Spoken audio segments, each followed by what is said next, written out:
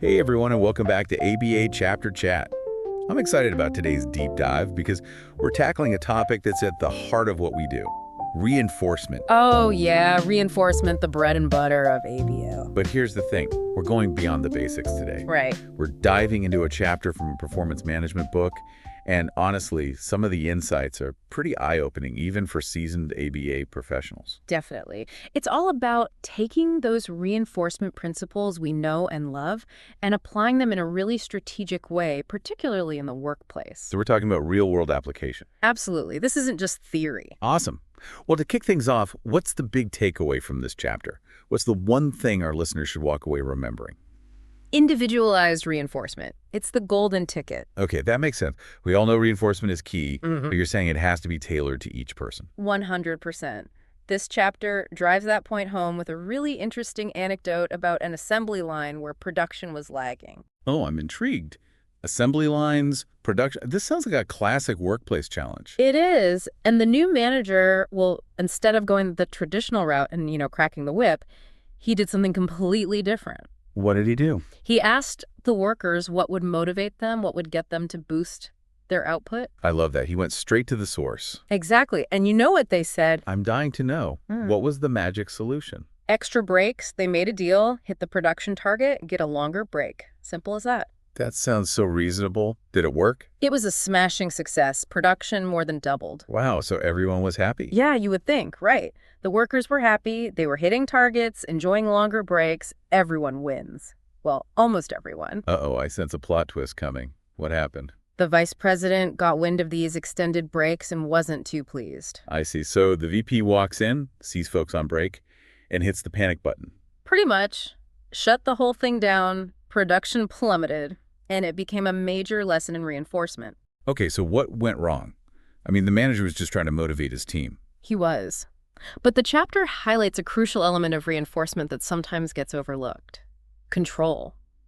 The manager thought he had control over the reinforcer, those extra breaks, but he didn't. The VP swooped in and pulled the rug out from under him. Control. So it's not enough to just identify a reinforcer. You have to make sure you can actually deliver it consistently. Bingo. The chapter uses a handy acronym to remember this: CARE. And the C stands for controllable. Controllable. Okay, I like it. So how do we make sure we have control over those reinforcers? That's where careful planning comes in.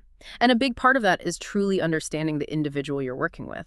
The chapter suggests a few methods.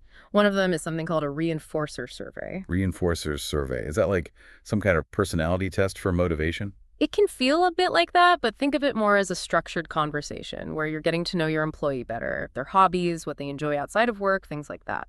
Okay, so it's about getting a deeper understanding of what makes them tick. But it sounds like it's more than just handing them a questionnaire. Exactly. Building rapport first, making that connection, is crucial. You want them to feel comfortable opening up. I can see why that's so important. I mean, if someone doesn't feel comfortable with you, they're not going to be honest about what truly motivates them. Right. The chapter actually shares this hilarious example about a guy who listed tickets to cultural events on his survey. His boss thought he was being so thoughtful and got him symphony tickets. Oh no, I bet that didn't go over well. Nope. Turns out the guy was a huge wrestling fan. What he really wanted was wrestling tickets. Symphony was the last thing on his mind. That's a great example of why it's so important to be specific Mm-hmm. and not to project our own ideas onto others. Yeah. Assumptions can really backfire. So we've got asking, really getting to know someone as one way to figure out what motivates them. What other methods does the chapter recommend? Another powerful tool is the PREMAC principle. It's a classic in ABA, but it's also incredibly relevant in the workplace. Okay, remind me, what's the PREMAC principle all about? It's all about using high probability behaviors, things someone naturally enjoys doing, to reinforce low probability behaviors, the things they're less inclined to do.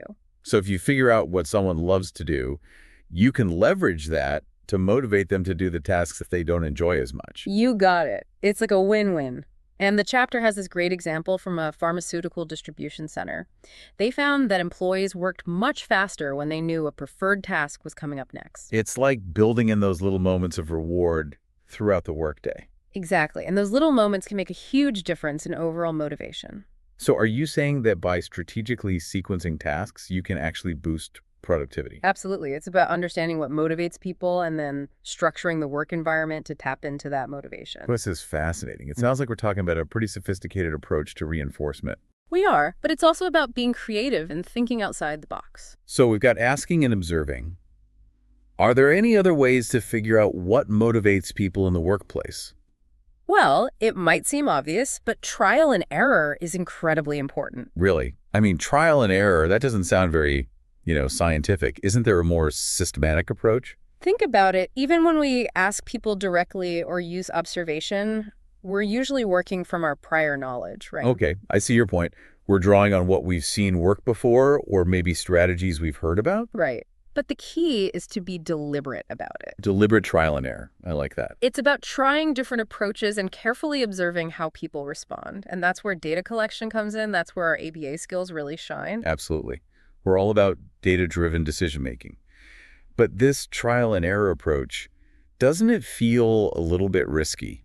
I understand that concern, and the chapter does acknowledge that you might encounter some resistance, especially when you're first introducing the idea of reinforcement in the workplace. You mean people might be uncomfortable with the idea of being, reinforced? It happens more often than you think. Some folks might think it's manipulative, maybe even a bit childish. You might hear things like, just pay me a decent wage and I'll do my job. Okay, so how do you handle those situations? The chapter emphasizes transparency and communication, really explaining why you're implementing these strategies. And I found that it can be helpful to shift the language from rewards to reinforcement. It helps people understand that we're not just handing out freebies, but we're talking about supporting desired behaviors. It's about creating a win-win for both the individual and the organization. Exactly. Speaking of win-win situations, I can't help but think about money when we're talking about motivation. Ah, yes, the elephant in the room. Money. It's the big one, right? It's what most of us work for. True. But the chapter makes a pretty compelling argument about the limitations of money as a reinforcer, especially in the workplace. Okay, now I'm really intrigued. Tell me more. Well, think about how most people are paid. A fixed salary or an hourly wage. There's often not much variation based on individual performance. So someone could be exceeding expectations or just meeting the bare minimum, and they're getting paid the same. Precisely. And when there are performance-based bonuses, they're often small and infrequent. I've always wondered about the effectiveness of bonuses. Do they really make a difference? They might provide a momentary boost, but in my experience, they don't have a lasting impact on behavior. I guess that makes sense. A small bonus here and there, it's probably not enough to really change someone's work ethic. The chapter goes even further and suggests they can sometimes create a culture of minimal effort. A culture of minimal effort. That's pretty counterproductive. How does that happen? Well, imagine you're only going to get a tiny bonus, even for exceptional work. I'd probably be thinking, why bother? Right. You might as well just do the bare minimum and call it a day. So the system is actually discouraging people from putting in that extra effort. It's a real risk. And there's another point about money that's really interesting. Think about how we typically use it to pay bills, cover expenses, deal with negative situations. So even when you do get a bonus, it often just gets absorbed by those necessities. It doesn't really feel like a reward, it just feels like relief. Exactly. That's why the chapter uses the example of airline frequent flyer programs. People often find them more motivating than, say, a discount on their ticket. Oh, that's so true. Those miles, it's like you're accumulating these little treasures. It feels more special than just saving a few bucks. It creates a different feeling, and that feeling is what we're after when we're talking about reinforcement. It's not just about the tangible value. It's about the emotional impact. Exactly. It's about creating that positive association with the behavior we're trying to reinforce.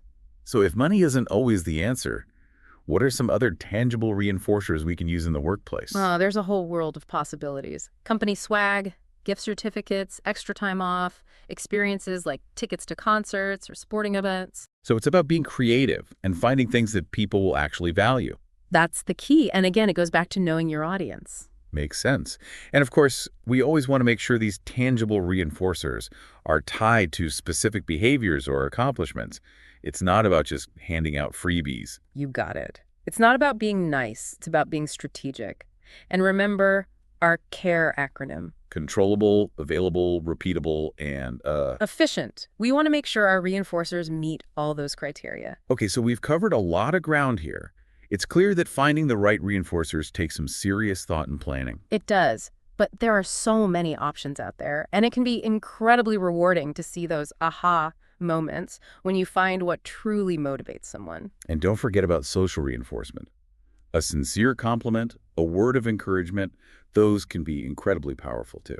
Absolutely. Sometimes the smallest gestures can make the biggest difference. This has been such an insightful conversation. We've talked about individualizing reinforcement, the CARE acronym, the PREMAC principle, and so much more. And we've just scratched the surface. There's one more type of reinforcer we haven't touched on yet, one that's especially effective in ABA settings. Spill the beans, what is it? It's all about engineered reinforcers. Engineered reinforcers. Okay, that sounds pretty high tech. Give me an example. You know, they can be, but they can also be surprisingly simple.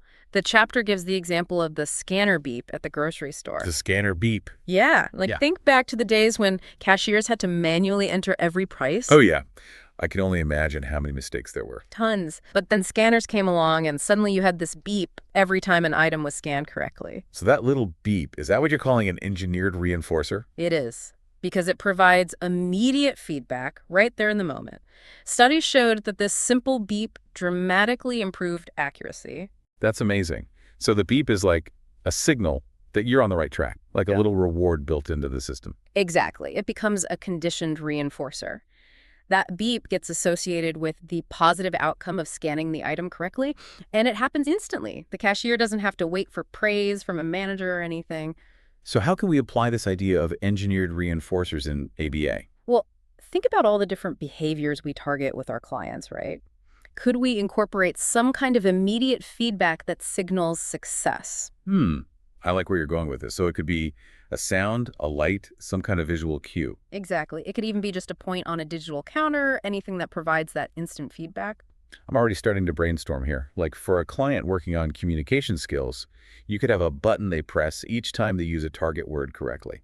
And each press triggers a fun animation on a tablet. Perfect example. That animation provides immediate reinforcement, and it takes the pressure off the therapist to constantly deliver praise. This is really making me think differently about how we design the environment to support our clients. That's what's so cool about engineered reinforcers. They create the system where positive behavior automatically leads to positive consequences, making it much more likely that the behavior will continue. I love that.